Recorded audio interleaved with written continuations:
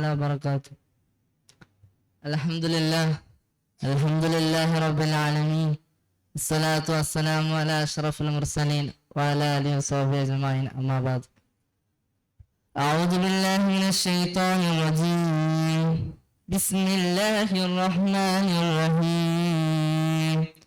قل يا أيها الكافرون لا أعبد ما تعبدون ولا أنتم عابدون ما أعبد ولا أنا عابد ما عبدتم ولا أنتم عابدون ما أعبد لكم دينكم ولي دين. أما بعد.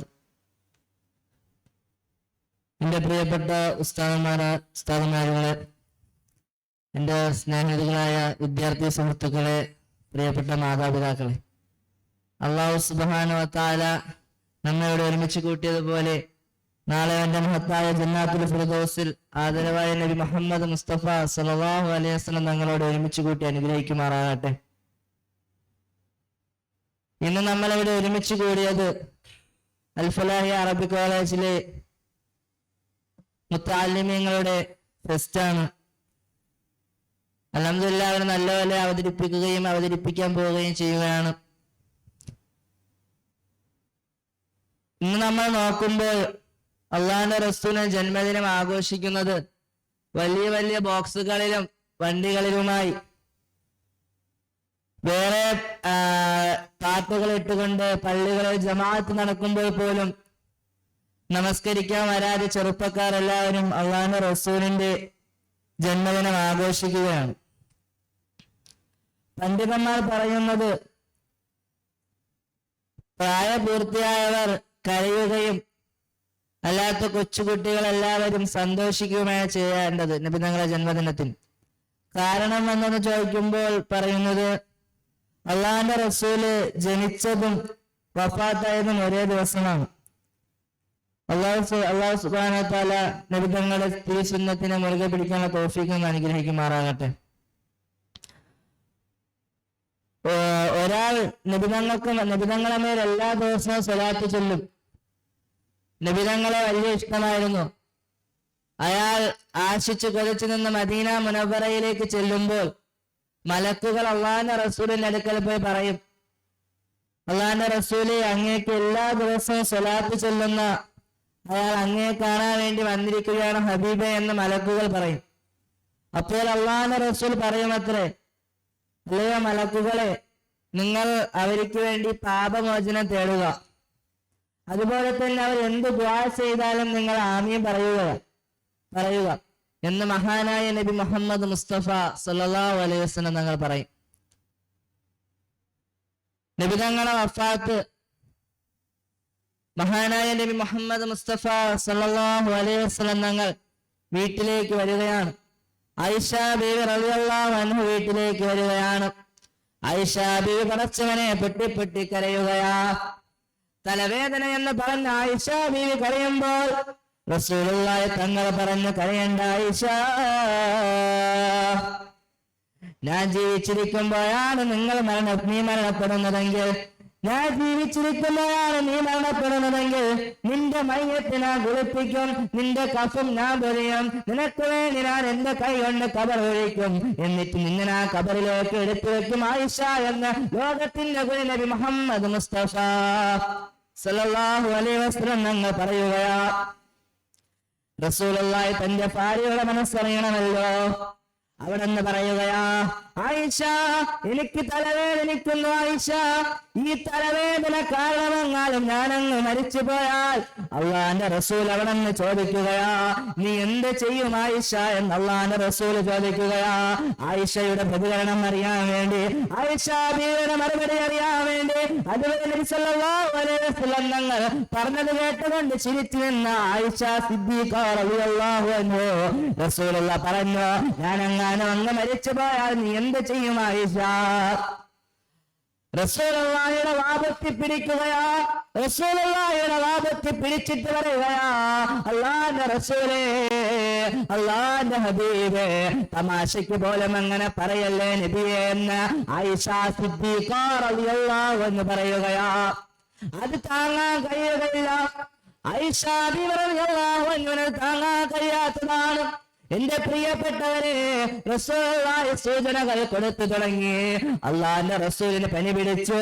രോഗങ്ങൾ അള്ളാഹുവെ ഓരോ ദിവസവും കഴിയുമ്പോഴും കൂടി വരികയാ.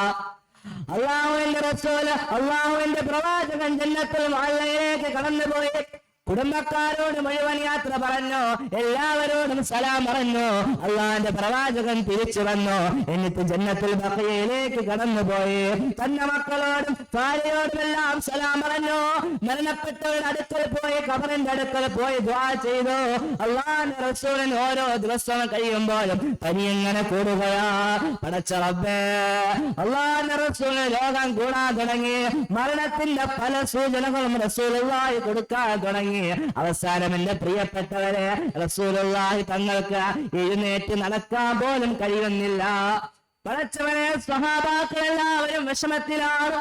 അവർ മനസ്സിലുണ്ട് പോലും സ്വപ്നത്തിലെ പോലും നബി സല്ലല്ലാഹു അലൈഹി വസല്ലം തങ്ങളുടെ മരണത്തെക്കുറിച്ച് ചിന്തിച്ചിട്ടില്ല. കാരണം എന്തേ? നബി സല്ലല്ലാഹു അലൈഹി വസല്ലം ഞങ്ങൾക്ക് നല്ല ആരോഗ്യമുണ്ട്. 63 വയസ്സേ ആയിട്ടുള്ളൂ. പടച്ചവനെ, പ്രവാചകർ സാധാരണ പനിയല്ലേ. അവർ മരണത്തെ കുറിച്ച് പോലും ചിന്തിച്ചിട്ടില്ല. അവസാനം റബീഉൽ അവ്വൽ 12 തിങ്കളാഴ്ച ദിവസമുണ്ടല്ലോ, സുബഹി സമയമായപ്പോൾ മഹാനായ ബിലാൽ റളിയല്ലാഹു അൻഹു നബി തങ്ങളുടെ വീടിന്റെ ഫ്രണ്ടിൽ വന്നിട്ട് പറയുകയാ, അല്ലയോ ഹബീബേ, അല്ലയോ അല്ലാഹുവിന്റെ റസൂലേ, അങ്ങ് വന്ന് ഇമാമത്ത് നിൽക്കുക നബിയേ. അല്ലാഹുവിന്റെ റസൂൽ പറയുകയാ, ബിലാലേ, എനിക്ക് വയ്യ ബിലാലേ, എനിക്കൊട്ടും വയ്യ ബിലാലേ. അബൂബക്കർ സിദ്ദീഖിനോട് ഇമാമ നിൽക്കാൻ പറ ബിലാലേ. ബിലാൽ റളിയല്ലാഹു അൻഹു ഒന്നും മിണ്ടിയില്ല. അതാ മസ്ജിദുൻ നബവിക്കകത്ത് പോവുകയാ. കുറച്ചു കഴിഞ്ഞപ്പോൾ മസ്ജിദുൻ നബവിക്കകത്ത് ഒരു കൂട്ടക്കരച്ചിലാ. അള്ളാന്റെ റസൂൽ ആയിഷ ബീവിയോട് എന്താണ് കാര്യമെന്ന് ചോദിച്ചപ്പോൾ ആയിഷ ബീവി റളിയല്ലാഹു അൻഹ പറയുകയാ, അള്ളാന്റെ റസൂലെ, അങ്ങ് നിസ്കരിക്കാൻ പോകാത്ത കാരണത്താൽ സ്വഹാബാക്കൾ എല്ലാവരും പൊട്ടി കരയുകയാണ് ഹബീബേ എന്ന് മഹദി ആയിഷ സിദ്ദീഖ റളിയല്ലാഹു അൻഹ പറയുകയാ. അവിടെ ജമാഅത്ത് തുടങ്ങി, സുബ്ഹി നമസ്കാരം തുടങ്ങി. അല്ലാഹുവിന്റെ റസൂൽ ആയിഷ ബീവിയോട് പറഞ്ഞു, ആയിഷ കർട്ടനൊന്ന് മാറ്റ, ആയിഷ കർട്ടനൊന്ന് മാറ്റ. ആയിഷ ബീവി റളിയല്ലാഹു അൻഹ കർട്ടൻ മാറ്റുകയാ. ആയിഷ ബീവി റളിയല്ലാഹു അൻഹ കർട്ടൻ മാറ്റുകയാ. നബി മുഹമ്മദ് മുസ്തഫ സല്ലല്ലാഹു അലൈഹി വസല്ലം തങ്ങൾ കഴിയുന്നത്ര എഴുന്നേറ്റ് നിന്ന് ജമാഅത്തിനെ നോക്കിക്കൊണ്ട് നിന്ന് പുഞ്ചിരിക്കുകയാ. അനസ് ബിൻ മാലിക് റളിയല്ലാഹു അൻഹു റിപ്പോർട്ട് ചെയ്യുന്നു, അല്ലാഹുവിന്റെ റസൂൽ അവിടെ നിന്ന് നോക്കി ചിരിച്ച കാരണത്താൽ ഞങ്ങൾക്ക് നിസ്കാരത്തിൽ ശ്രദ്ധ കിട്ടുമോ എന്നവർ പേടിച്ചു പോയെന്ന്. നിസ്കാരമെല്ലാം കഴിഞ്ഞോ, അത്തഹിയാത്തിന്റെ സമയമായി. അള്ളാന്റെ റസൂൽ പറഞ്ഞ് തിരിച്ച് കർട്ടനിട ആയിഷ. ആയിഷ ബീവി റളിയല്ലാഹു അൻഹ തിരിച്ച് കർട്ടനിട്ടു.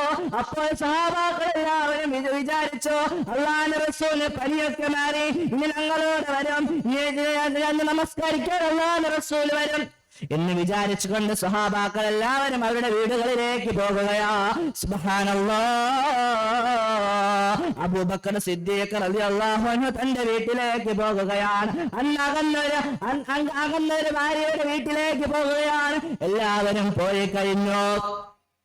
എന്റെ പ്രിയപ്പെട്ട സഹോദരങ്ങളെ, ചരിത്രം പറയുകയാണ്, ഒരു 10-11 മണി സൂര്യന്റെ ചൂട് വരുന്ന സമയത്ത് ദുഹാന്റെ സമയം വന്നപ്പോൾ അല്ലാഹുവിന്റെ റസൂലിന് പെട്ടെന്ന് അങ്ങ് പനി കൂടുകയാ. അല്ലാഹുവേ, ഫാത്തിമ ബീവി റളിയല്ലാഹു അൻഹുണ്ട്. മഹദി ആയിഷ ബീവി റളിയല്ലാഹു അൻഹ ചാരത്തിരുന്ന് കരയുകയാ. റബ്ബേ, വീടിന്റെ വാതിൽക്ക് ഒരു സലാം കേൾക്കുകയാ. അസ്സലാമു അലൈക്കും യാ അഹ്ല ബൈത്തി നുബുവ.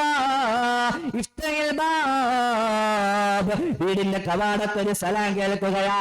പടച്ചവനെ, ഫാത്തിമ ബീവി റളിയല്ലാഹു അൻഹ അവിടെ എഴുന്നേറ്റ് നിന്ന് പറയുകയാ, ആരായാലും തിരിച്ചു പോവുക. എന്റെ വാപ്പാക്ക് സുഖമില്ല, എന്റെ ഉപ്പാക്ക് വല്ലാത്ത വേദനയാണ്, എന്റെ ഉപ്പ ഉറങ്ങുകയാണ്, നിങ്ങൾ ശല്യം ചെയ്യല്ലേ, പോയിട്ട് പിന്നെ വരുമോ എന്ന് മഹദി ഫാത്തിമത്തുൽ സുഹ്റാ ബീവി റളിയല്ലാഹു അൻഹ പറയുകയാ. അയാള് പോയി രണ്ടാമതും വന്ന് സലാം പറഞ്ഞു. രണ്ടാമതും എഴുന്നേറ്റ് ഫാത്തിമ ബീവി റളിയല്ലാഹു അൻഹ പറഞ്ഞു, എന്റെ ഉപ്പാക്ക് സുഖമില്ല, എന്റെ ഉപ്പ ഉറങ്ങുകയാണ്, നിങ്ങൾ പോയിട്ട് കുറച്ചു കഴിഞ്ഞ് വരുമോ എന്ന് ഫാത്തിമ ബീവി റളിയല്ലാഹു അൻഹ പറഞ്ഞു. മൂന്നാമതും വന്ന് സലാം പറഞ്ഞു. റസൂലുള്ള വിളിക്കുന്ന മോളെ ഫാത്തിമ, വാതില് തുറക്കുമോളെ. ആരാ വന്നതെന്നറിയുമോ? ആരാ വന്നതെന്നറിയുമോ? മഹാനായ മലക്കുൽ മൗത്ത് അസ്റായീൽ, മഹാനായ മലക്കുൽ മൗത്ത് അസ്റായീൽ അലൈഹിസ്സലാം വരികയാണ്.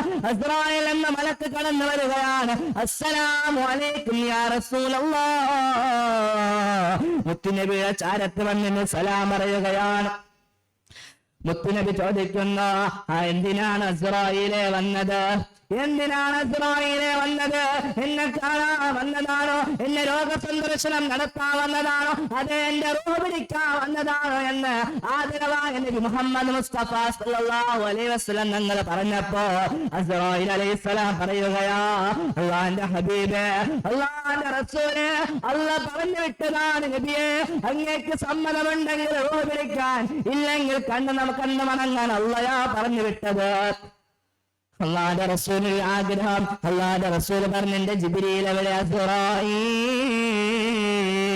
അസ്റായീൽ അലൈഹിസ്സലാം പറഞ്ഞു, ഞാൻ ആകാശലോകത്ത് നിന്ന് ഇറങ്ങി വരുമ്പോൾ ആകാശത്ത് നിന്ന് ജിബ്രീൽ അലൈഹിസ്സലാം പൊട്ടി കരയുകയാ. റസൂലുള്ളാഹി സമയം അതാ ആകാശലോകത്ത് നിന്ന് മുഖറബുൽ അംലാഖ് മലക്ക് ജിബ്രീൽ അലൈഹിസ്സലാം ഇറങ്ങി വരികയാ. എന്നിട്ട് അല്ലാഹുവിന്റെ റസൂലിനോട് പറയുക, അല്ലാഹുവിന്റെ റസൂൽ ചോദിച്ചു, എന്തേ ജിബ്രീലേ നീ എന്നെ കാണാൻ വരാത്തത്? എന്തേ ജിബ്രീലേ നീ എന്നെ കാണാൻ വരാത്തത്? മഹാനായ ജിബ്രീൽ അലൈഹിസ്സലാം പറയുകയാണ്, അല്ലാഹുവിന്റെ റസൂലേ, അങ്ങ് കിടക്കുന്നത് എനിക്ക് കാണാൻ വയ്യ ഹബീബേ എന്ന് മഹാനായ മലക്ക് ജിബ്രീൽ അലൈഹിസ്സലാം പറയുകയാ. അല്ലാഹുവിന്റെ റസൂൽ അസ്റായീലിനോട് പറഞ്ഞു, റൂഹ് പിടിക്ക അസ്റായീൽ അലൈഹിസ്സലാം കാലിന്റെ തള്ളവിരലിൽ നിന്ന് റൂഹ് പിടിക്കാൻ തുടങ്ങി. സുബ്ഹാനല്ലാഹ്. നബി തങ്ങൾ എഴുന്നേൽക്കുകയും കിടക്കുകയും ചെയ്യുകയാ. നബി തങ്ങൾ എഴുന്നേൽക്കുകയും കിടക്കുകയും ചെയ്യുകയാ. എന്നിട്ട് വെള്ളമെടുത്ത് പുറത്തേക്ക് അടിക്കുകയാ. വെള്ളമെടുത്ത് പുറത്തേക്ക് അടിക്കുകയാ. എന്നിട്ട് ആയിഷ റളിയല്ലാഹു അൻഹയുടെ നെഞ്ചിന്റെ താഴെ തല വെച്ചിട്ട് പറയുകയാ, ആയിഷ, ഇന്നലെ മൗത്തിലെ മരണത്തിലുള്ള വേദനയാണ് ആയിഷ. കുല്ലു നഫ്സിൻ ദായിഖത്തുൽ മൗത്ത്. മരണത്തിന്റെ വേദനയുണ്ടെന്ന് അല്ലാഹുവാ പറഞ്ഞത്. അല്ലാഹുവേ, ആ വിളക്കണല്ലോ. മദീന ഫുള്ളും വിറയ്ക്കുകയാണ്, മദീന വിറയ്ക്കുകയാണ്. ആ വിളക്കണല്ലോ. ആണുങ്ങൾ ആരുമില്ല. ആയിഷ റളിയല്ലാഹു അൻഹുവിന് ബോധമില്ല. ബോധം വന്നപ്പോൾ നബി സല്ലല്ലാഹു അലൈഹി വസല്ലം തങ്ങളെ കുളിപ്പിച്ച് കിടത്തിയിരിക്കുകയാ. ഫാത്തിമ ബിവിയോട് ചോദിച്ചു, നീയാണോ കുളിപ്പിച്ചത്? ഫാത്തിമ ബിവി പറഞ്ഞു, ഞാനല്ല. ആയിഷ ബിവിക്ക് ബോധമില്ലായിരുന്നു. ബോധം വന്നപ്പോൾ അതാ കുളിപ്പിച്ച് കിടത്തിയിരിക്കുന്നു. പിന്നെ ആരാ അല്ലാഹുവിന്റെ ഹബീബിന്റെ മയ്യത്ത് കുളിപ്പിച്ചത്? അതാ ആരാണ് കുളിപ്പിച്ചതെന്നറിയോ? മഹാനായ മുഖറബുൽ അംലാഖ് മലക്ക് ജിബ്രീൽ അലൈഹിസ്സലാം, മീകായിൽ അലൈഹിസ്സലാമാണ് അല്ലാഹുവിന്റെ റസൂലിന്റെ മയ്യത്ത് കുളിപ്പിച്ചത്. ഇത്രയും പറഞ്ഞു അങ്ങനെ ചെറിയ പ്രശ്നം നിർത്തുന്നു. അൽഹംദുലില്ലാഹി റബ്ബിൽ ആലമീൻ. അസ്സലാമു അലൈക്കും. ഡിസംബർ 25